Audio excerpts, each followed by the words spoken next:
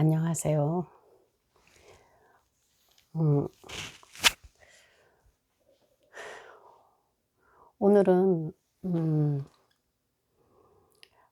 이 적용을 확실하게 시킬 수 있는 말씀을 깨닫게 하신 것을 나누겠습니다.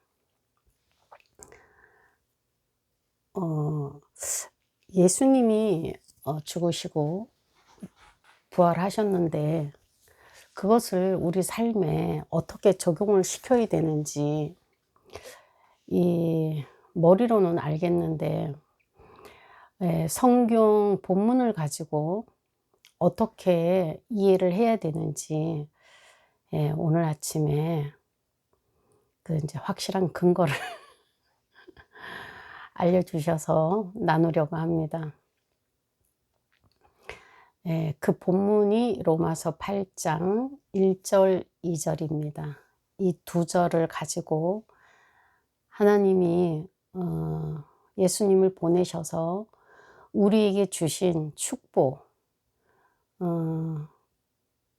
그 사랑, 엄청난 사랑, 그것이 무엇인지, 그리고 우리가 예수님이 이 땅에 오셔서 우리가 받은 혜택, 특권, 그리고 해방, 이것이 어떤 말씀에 의해서 우리가 그런 확신을 가져야 하는지 나누도록 하겠습니다.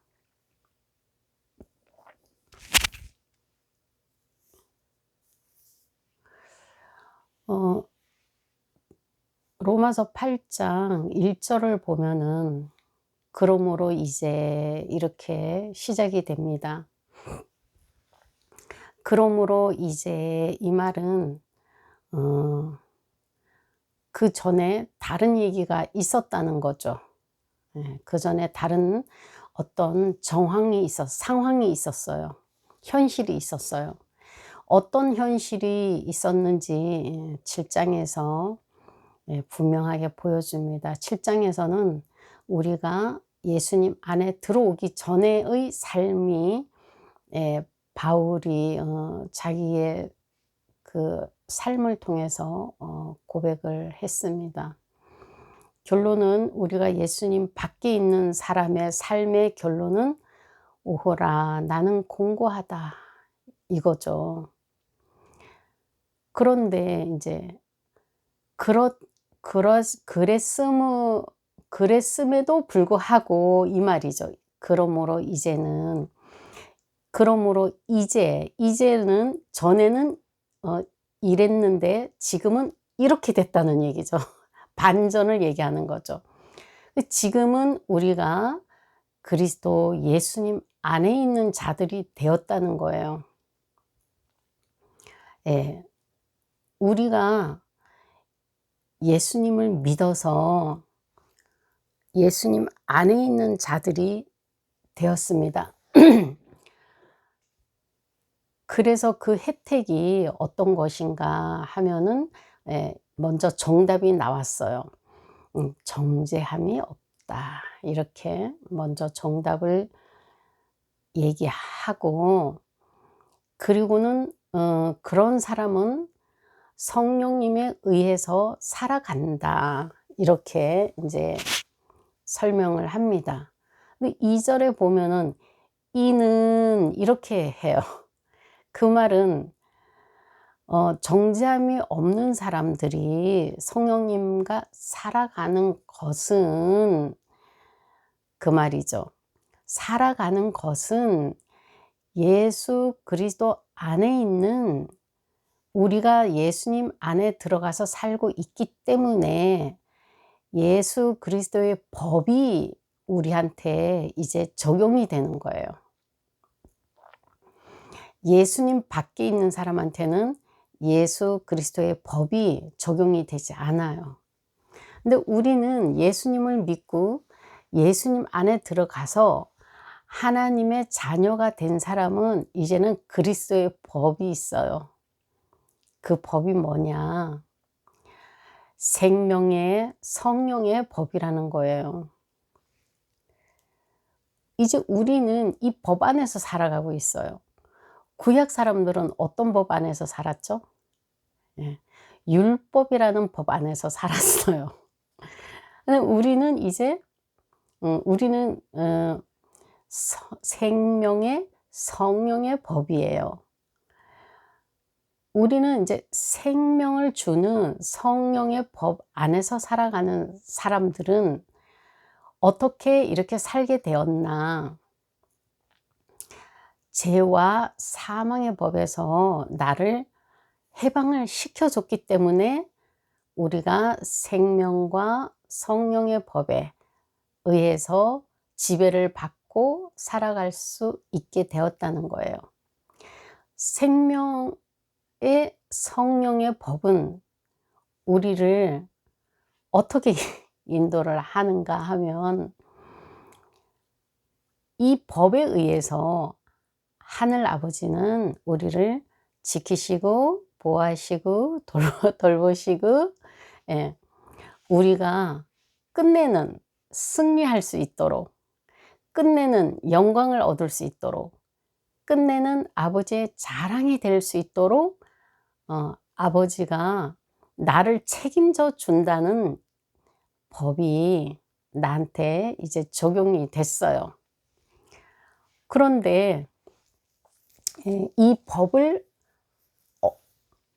아버지가 나한테 적용을 하시기 위해서 아버지가 하신 일이 있죠. 그게 바로 우리가 뭐 착해서, 믿음이 좋아서, 아니면은 뭐 선하게 잘 살아서 이런 게 아니죠.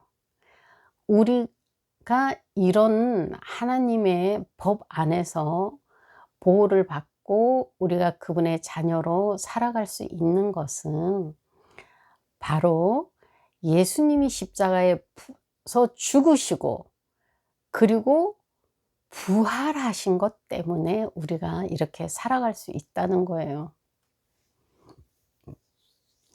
이게 예수님의 죽으심과 부활을 강조하기 위해서 제가 오늘은 이 말씀을 들고 나왔는데, 요것만 가지고는 우리가 실감을 하기에 약간 부족할 수 있어요.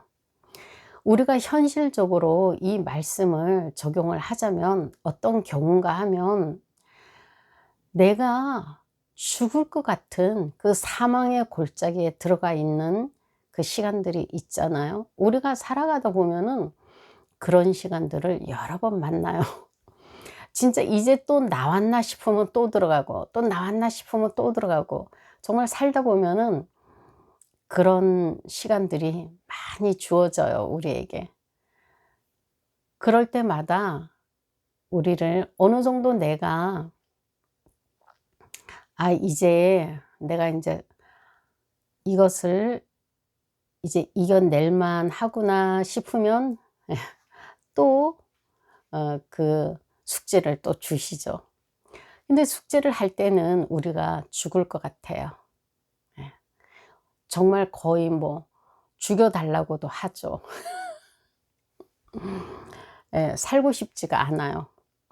그것은 그런 순간들은 우리가 십자가에 지고 있는 시간이에요.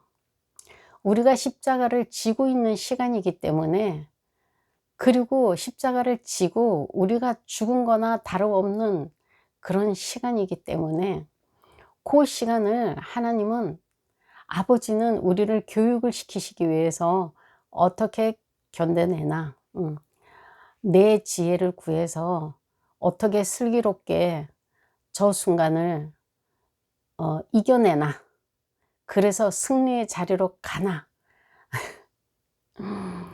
그런 싸움을 싸우도록 주님 아버지가, 아버지는 우리를 기르고 계신다는 겁니다. 그래서 우리는 정말 엄청난 뭐 바닥에 헤딩을 하는 게 아니고, 그보다 더 깊은 웅덩이를 파서 그 안에 들어가 있는 것처럼 우리가 느껴질 때도 있지만, 우리의 희망과 소망은 무엇인가요?